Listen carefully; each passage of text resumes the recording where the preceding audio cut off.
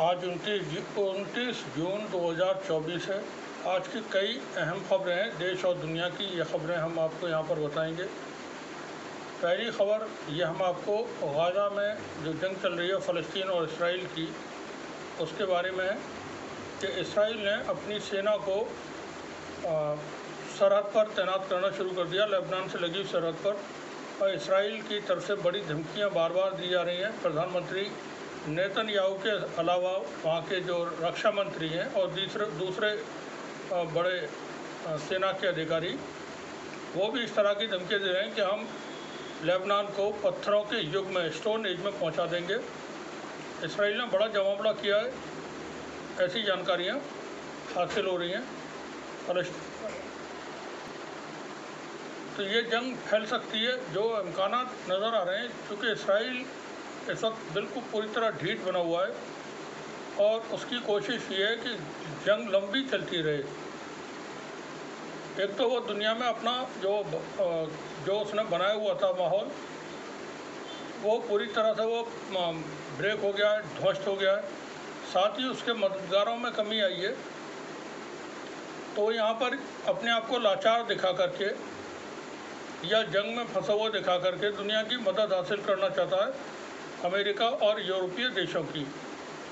इस जंग में अमेरिका का जो रोल है वो बहुत ख़तरनाक है। अमेरिका भी जंग को रोकने के मूड में लगता नहीं है। कोई उधर की तरफ से बात होती है और कभी कभी नज़र आता है जैसे वो कोशिश कर रहे हैं जंगबंदी के लिए, लेकिन अमेरिका की तरफ से कोई ऐसा पुख्ता इंतज़ाम नहीं किया गया कि इसराइल जंग रोके जो गाज़ा में फ़लस्तीन में जंग चल रही है। ये 10वां महीना है जंग का।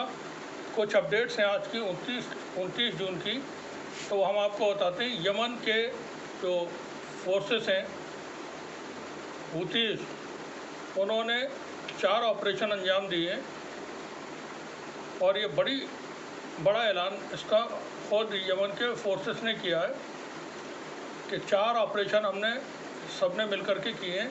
पहला ऑपरेशन इराक के जो रेसिस्टेंस ग्रुप्स हैं उन्होंने मेडिटेरेनियन सी में किया है।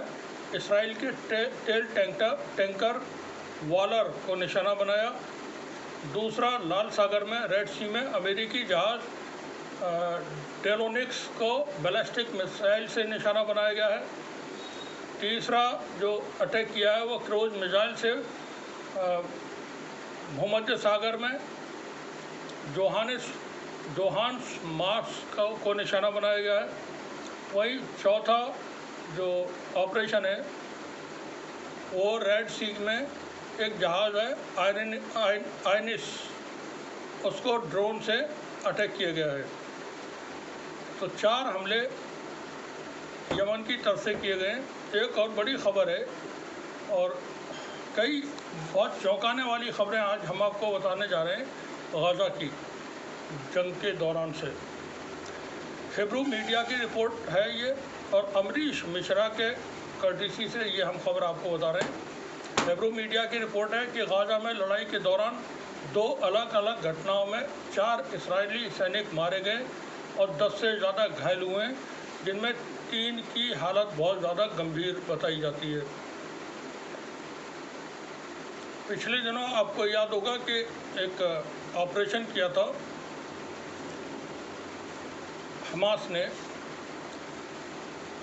सूजिया जगह में, तेल अल हवा और रफ़ा में IDF के ख़िलाफ़ ये बड़ा ऑपरेशन था। उसका वीडियो हमास की तरफ से आज जारी किया गया है। वहीं आज ही की खबर ये कि फ़लस्तीन के जो रेसिस्टेंस ग्रुप्स हैं उन्होंने इसराइल की कुख्यात आतंकवादी जो सेना है उसके ख़िलाफ़ बड़े ऑपरेशन को एक अंजाम दिया, जिसमें उन्होंने स्नाइपर्स के ज़रिए कई स्नाइपर्स ने रफ़ा के इलाके में एक शिबली मस्जिद है उसके आसपास में इसको अंजाम दिया है। ये अंजाम तब दिया गया जब इसराइल की सेना ने एक व्यक्ति की मस्जिद के पास हत्या कर दी थी। तो उन्हीं सैनिकों को फिर इसराइल फ़लस्तीन के ग्रुप ने वहाँ घेर लिया और फिर कार्रवाई उन्होंने की वहाँ पर। एक बहुत ही अहम खबर यहाँ पर हम आपको बता रहे हैं, और ये ब्रेकिंग कह सकते हैं आप। दो ज़बरदस्त घटनाएं हुई हैं गाज़ा में।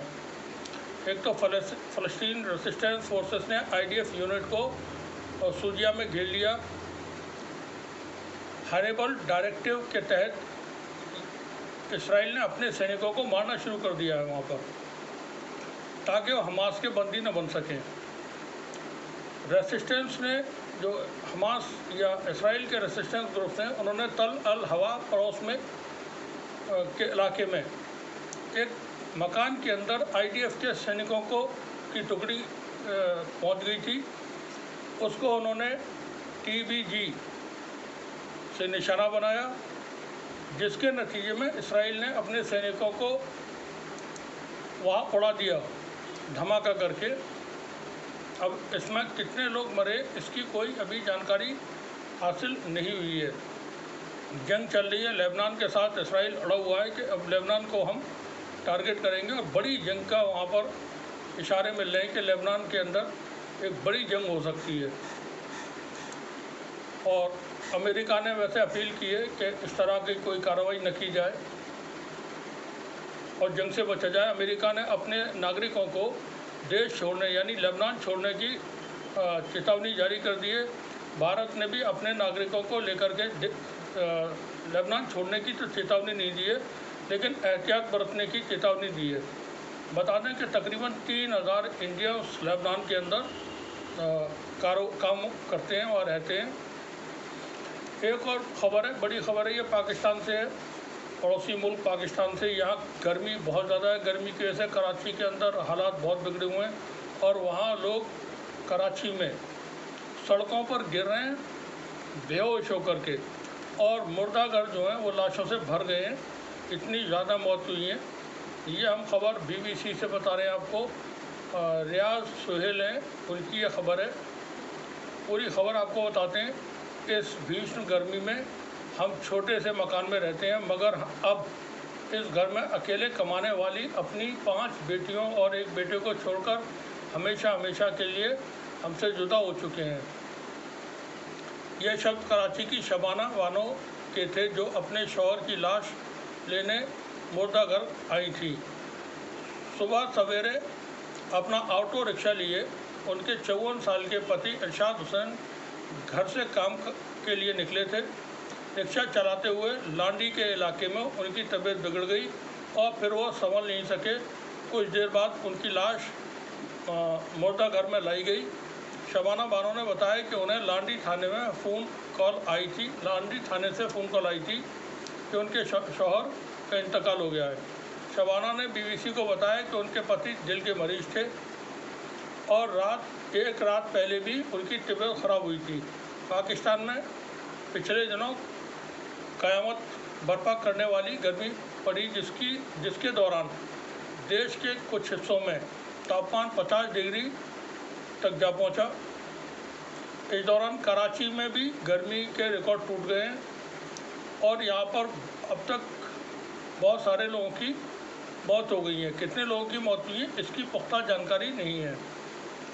जो हीट वेव और चल रही है कराची के अंदर, उसकी वजह से कराची के जो मुर्दाघर हैं वो भरे पड़े हुए हैं इस वक्त, और लाशों के ढेर लगे हुए हैं। ऊपर नीचे लाशें मुर्दाघर के अंदर भरी हुई हैं। कराची में हीट वेव के दौरान मौत की खबर उस समय मीडिया की बड़ी सुर्खियों में आई जब ईडी फाउंडेशन के प्रमुख फासल ईडी ने बताना शुरू किया कि उनके 3 मुर्दाघरों में बड़ी संख्या में लाशें आई हैं।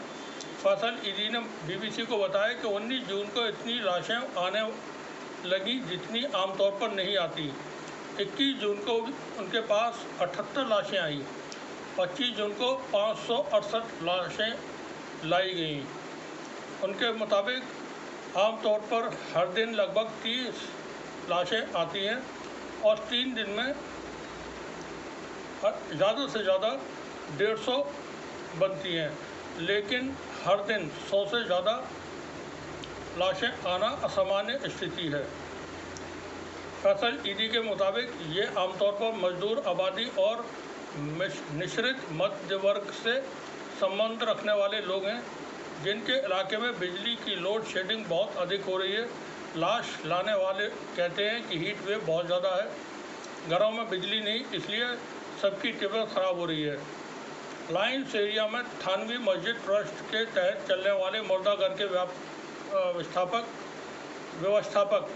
एहसामुल हक थानवी ने बीबीसी को बताया कि आम दिनों में 12 से 15 लाशें आती हैं, लेकिन हाल के दिनों में 25 से 30 हो गई हैं, जिनकी उम्र ज़्यादा से अधिकतर 50 से ज़्यादा है। परोपकारी संस्था छिपा एम्बुलेंस सर्विस के प्रवक्ता शाहिद चौधरी का कहना है कि रविवार को उनके पास 100 से ज़्यादा लाशें आईं, जिनमें 37 लावारिस थी। ये वो थे जो नशे के आदी थे और गर्मी बर्दाश्त नहीं कर सके। वे कहते हैं कि इसके अलावा अगर किसी की आमतौर पर खुद ही मौत हो रही है, तो गर्मी की वजह से लोग घरों में नहीं रख रहे हैं, उसको मुर्दाघर भेज रहे हैं। अभी ये कहना मुश्किल है कि अलग अलग लोगों की मौतों की वजह क्या थी, लेकिन मौतों में इजाफा एक ऐसे समय में सामने आया है जब कराची का तापमान 40 डिग्री से पार गया था और मुख्तलिफ रिपोर्टों के मुताबिक नमी की वजह से 49 डिग्री तक का एहसास कराता था। कराची के कमिश्नर सैयद हसन नकवी ने शहर में हीट वेव से बड़े पैमाने पर मौत की रिपोर्ट को रद्द करते हुए कहा है कि कराची में 2 दिन के दौरान ये सरकारी बयान होते हैं, सरकारी लोग इसी तरह से कहते हैं, लीपापोती करते हैं। वो कहते हैं कमिश्नर कराची के 2 दिन में कराची में हीट स्ट्रोक से 10 लोगों की मौत हुई है। परोपकारी संस्था समेत कोई भी संस्था वर्तमान स्थिति के बारे में खुद मौत का आंकड़ा जारी करने से बच रहे हैं। तो ये हम बता रहे थे कि लोग बेहोश हो रहे हैं वहाँ पर सड़कों पर। इसी खबर से जुड़ी हुई है, कराची में हाल ही की हीटवेव के दौरान हुई मौतों के दावे के उलट केवल सिविल अस्पताल के आंकड़ों के मुताबिक 23 जून से 27 जून तक 15 लोगों की मौत हो गई है और 360 से ज़्यादा का इलाज चल रहा है।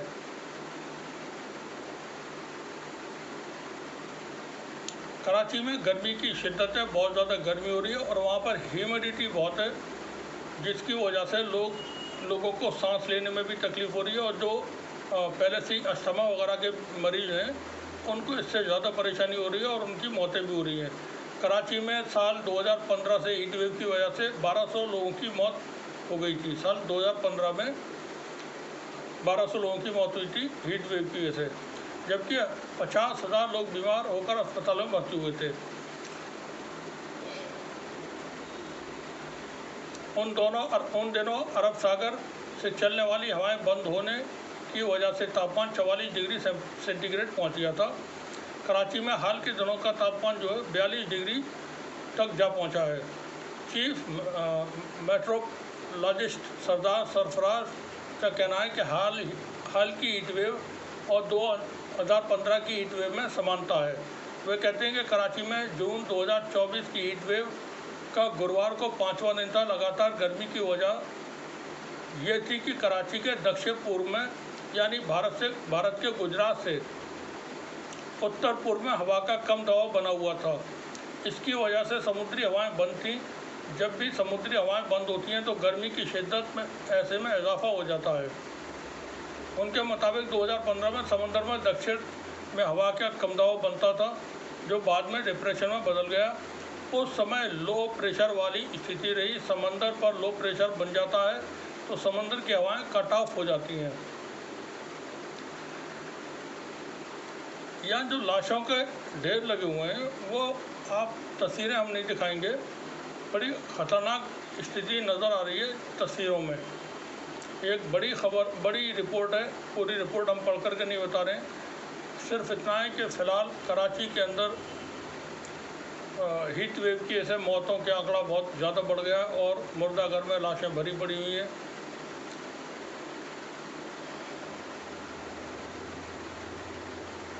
अगर ज़्यादा गर्मी होती है तो हमारे जिस्म पर क्या असर पड़ता है, इसके बारे में भी यहाँ BBC ने पूरी एक खबर छापी हुई है, वो बताते हैं। पाकिस्तान और भारत में गर्मी की लहर कोई नई बात नहीं, लेकिन नई बात यह है कि हर साल तापमान दिन ब दिन बढ़ता जा रहा है। अब जैसे जैसे शरीर का तापमान बढ़ता है, खून की नलियाँ खुलना शुरू हो जाती हैं। इससे ब्लड प्रेशर में कमी आ जाती है और दिल को शरीर में खून पहुंचाने के लिए अधिक मेहनत करनी पड़ती है। इसकी वजह से शरीर में जलन पैदा होने वाले निशान भी बन सकते हैं और आपके पैरों में सूजन भी आ सकती है। इसके साथ साथ पसीना बहने की वजह से शरीर में पानी और नमक की कमी हो जाती है, जिससे शरीर में उनका संतुलन बिगड़ जाता है। इन लक्षणों के साथ साथ कम ब्लड प्रेशर की वजह से लू भी लग सकती है। वो लक्षण ये हैं। क्या लक्षण है वो और सुन लें। सिर चकराना, सिर में दर्द होना, बेहोश होना, उलझन का शिकार होना, मिचली लगना, मांसपेशियों में खिंचाव महसूस करना, बहुत पसीना बहना, बहुत थकान महसूस होना। अगर ब्लड प्रेशर बहुत नीचे गिर जाए तो दिल का दौरा पड़ने की आशंका रहती है। यह खबर अभी हम आपको पाकिस्तान से बता रहे थे। अब खबर बताते हैं भारत से। भारत में कांग्रेस पार्टी ने अडानी समूह पर चीन से मदद लेने पर आज पूरा वक्तव्य जारी किया है सोशल मीडिया एक्स पर। उसी से जुड़ी ये खबर है और प्रधानमंत्री मोदी से इस पर सवाल पूछा है, क्या राष्ट्रीय सुरक्षा पर विचार करेंगे। कांग्रेस पार्टी ने ऐसा पूछा है। तो पूरी खबर आपको बता देते हैं। प्रधानमंत्री मोदी पर निशाना साधते हुए कांग्रेस नेता जयराम रमेश ने भारत को चीन पर निर्भरता से मुक्त कराने के लिए एक रणनीति बनाने का आह्वान भी किया। इस दौरान उन्होंने कहा कि हमें ये तय करना होगा कि करदाताओं के पैसे से चीनी कंपनियों को लाभ न पहुंचे। सोशल मीडिया एक्स पर एक पोस्ट में जयराम रमेश ने लिखा कि नॉन बायोलॉजिकल प्रधानमंत्री ने 19 जून 2020 को गलवान झड़प के बाद देश को यह कहकर बदनाम किया था कि न कोई हमारी सीमा में घुसा है, ना ही कोई घुसा हुआ है। हालांकि वह अपने टेम्पो वाला दोस्त की मदद के लिए चीनी कामगारों को उदारता से वीज़ा जारी करने में बिल्कुल भी हिचकिचाहट नहीं दिखाते हैं। अपने पोस्ट में जयराम रमेश ने और समाचार पत्र की रिपोर्ट को भी टैग किया है साथ में, जिसमें अडानी सोलर की तरफ से केंद्र सरकार से कुछ चीनी इंजीनियर को लाने के लिए अनुमति मांगी गई है। बता दें कि लोकसभा चुनाव के दौरान प्रधानमंत्री मोदी ने राहुल गांधी पर हमला बोलते हुए कहा था कि कांग्रेस के पूर्व अध्यक्ष ने लोकसभा चुनाव की रैलियों में अडानी और अंबानी को गालियां देना बंद कर दिया है।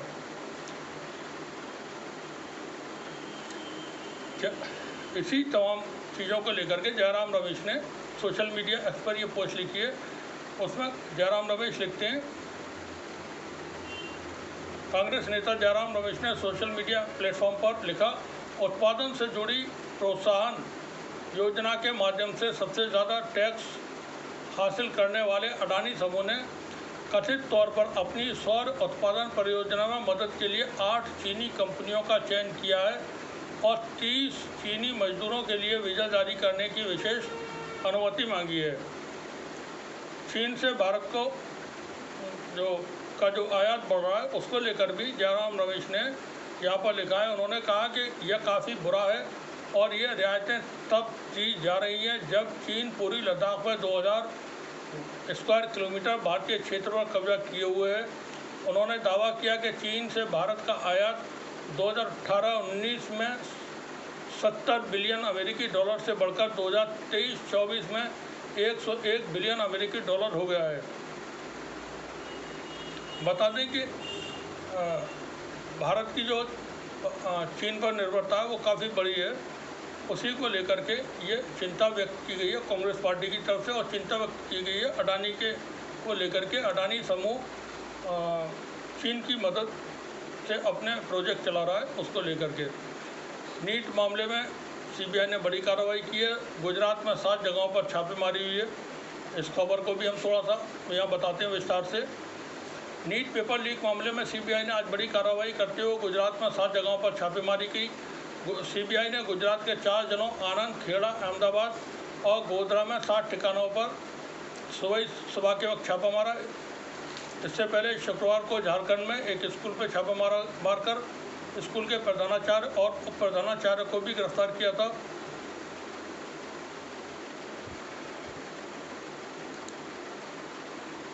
कुछ और खबरें हैं वो आपको थोड़ा सा बताते हैं। भारत चीन सीमा पर जो स्थिति है उसको लेकर के असदुद्दीन ओवैसी ने सरकार से सवाल किया है और उसका जवाब मांगा है। खबर पूरी हम आपको पढ़ के बताते हैं। AIMIM के चीफ असदुद्दीन ओवैसी ने लद्दाख में भारत और चीन सीमा पर चरवाहों को कथित तौर पर अपनी ही ज़मीन में जाने से रोके जाने पर सवाल उठाया है। उन्होंने सोशल मीडिया प्लेटफॉर्म एक्स पर लिखा, क्या नरेंद्र मोदी इस बात का जवाब देंगे कि भारतीय चरवाहों को अपनी ही ज़मीन पर जाने की इजाज़त क्यों नहीं दी जा रही है?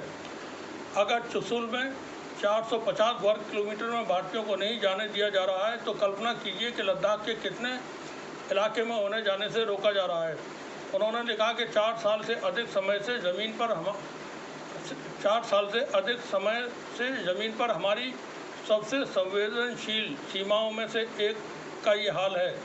हमारे सैनिक लद्दाख की 65 गश्ती चौकियों में से 26 पर नहीं जा सकते हैं, लेकिन 56 इंची छाती वाले हमारे प्रधानमंत्री ने चुप्पी साध रखी है। ओवैसी ने लिखा कि नई संसद का गठन हो चुका है और वो सरकार को बाध्य कर देंगे कि बॉर्डर पर चल रहे हालात के बारे में सच बताएं। वहीं फ्रांस में कल चुनाव है। चुनाव को लेकर के जो फ्रांस में चुनाव होने जा रहे हैं, फ्रांस के जो राष्ट्रपति हैं एमानुएल मैक्रों, उन्होंने दक्षिणपंथी जो पार्टी है और दक्षिणपंथ के उभार को लेकर के अब एक बयान जारी किया और कहा है कि दक्षिणपंथ देश को बर्बाद कर देगा। फ्रांस में आम चुनाव का प्रचार खत्म हो गया है। फ्रांस के राष्ट्रपति मैक्रों की पार्टी की ओर से धुर विरोधी दक्षिणपंथी नेशनल रैली का समर्थन न करने की अपील की गई है।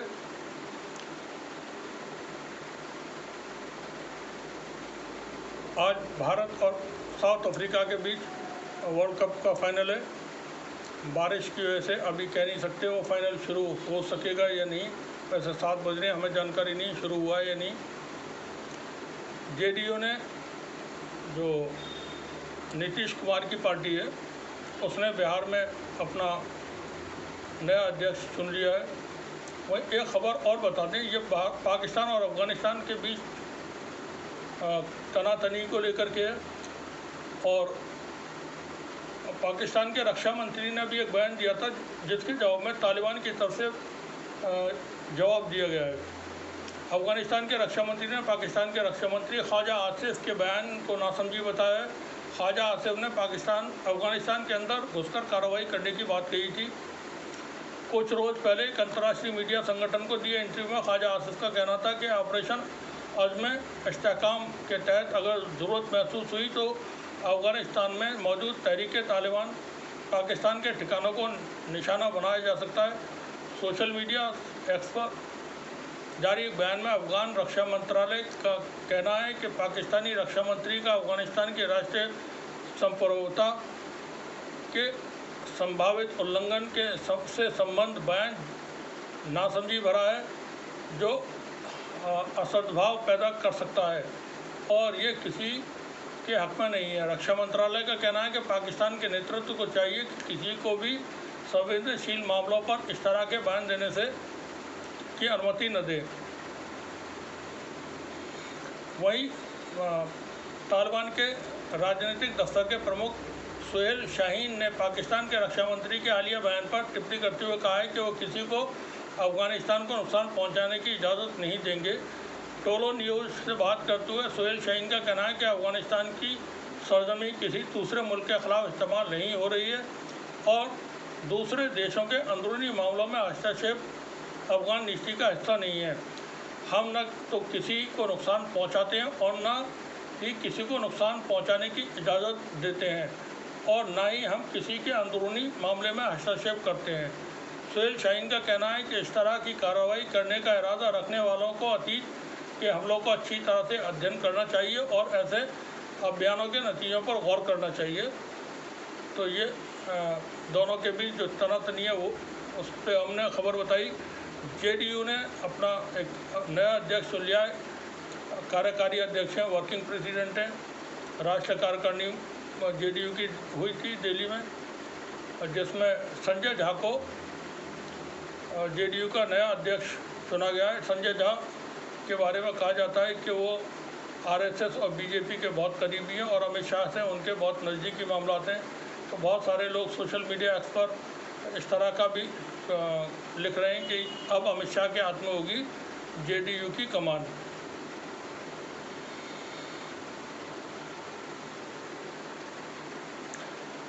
एक और ख़बर आपको बताई थी, उसके बाद हम अपनी आज की ये रिपोर्ट ख़त्म करते हैं। कोर्ट ने अरविंद केजरीवाल को 12 जुलाई तक के लिए जुडिशल कस्टडी में भेज दिया है। दिल्ली के राउज एवेन्यू कोर्ट ने दिल्ली के मुख्यमंत्री अरविंद केजरीवाल को 12 जुलाई तक न्यायिक हिरासत में भेजा है। सीबीआई ने बुधवार को शराब नीति से जुड़े कथित मामले में दिल्ली के मुख्यमंत्री से पूछताछ के बाद तिहाड़ जेल से गिरफ्तार किया था। बुधवार को राउज एवेन्यू कोर्ट के स्पेशल जज अमिताभ रावत ने बीबीसी को सीबीआई को उन्हें गिरफ्तार करने की अनुमति दी थी। गिरफ्तारी के बाद सीबीआई ने कोर्ट से केजरीवाल की रिमांड मांगी थी। कोर्ट ने 3 दिन की रिमांड पर सीबीआई की रिमांड पर भेजा था। आज उनको सीबीआई रिमांड पूरी हो गई, जिसके बाद कोर्ट ने उन्हें न्यायिक हिरासत में भेज दिया है। फिलहाल अरविंद केजरीवाल जेल में है। उनको 20 जून को उन्हें जमानत मिल गई थी राउज एवेन्यू कोर्ट से, लेकिन सीबीआई ने उनको फिर से गिरफ्तार कर लिया। तो जो ब्रीफ में हम आपको बता दें, तेलंगाना की एक ग्लास फैक्ट्री में ब्लास्ट हुआ है, 5 मजदूरों की मौत हो गई है, 10 घायल बताए जाते हैं। लद्दाख में एक LAC के नज़दीक एक नदी में अचानक बाढ़ आ गई, जिसमें 5 भारतीय सेना के जवानों की मौत हो गई है। अब तक की जो सुर्खियाँ थी वो हमने आपको बताई। कोई ख़बर में कमी हो जाए करे, कहीं गलती हो जाए करे, तो आप उसको कमेंट में मेंशन कर दिया करें, ताकि हम अपनी ख़बर में आइंदा फिर सुधार करें। बहुत मुमकिन है गलतियाँ हो जाती हैं, हमसे भी गलती हो सकती है। देखते रहिए TC यंग न्यूज़। आपका बहुत बहुत शुक्रिया।